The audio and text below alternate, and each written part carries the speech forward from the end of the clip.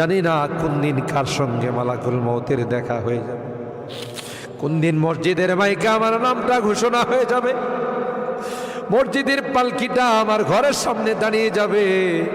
এটা তো এমন পালকি, এটাতে একবার যারা শুয়ে যায় জীবনে আর দ্বিতীয়বার সুযোগ আসে।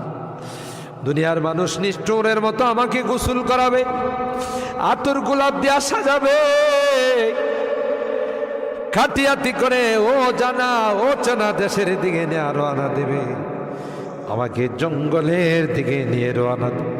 আমি চলে যাব, আর কোনো দিন আসব না। আল্লাহ ওই মুহূর্তটা আসার পূর্বে নেককার বানাই দিও আল্লাহ, পরহেজগার বানাই দিও, কলমাওয়ালা বানায় দুনিয়া থেকে নিও আল্লাহ। আমি যদিও গুনাহগার, মুসাফিরের দোয়া নাকি তোমার কাছে কবুল। সাদা দাড়িওয়ালাদেরকে নিয়ে হাত উঠেইছি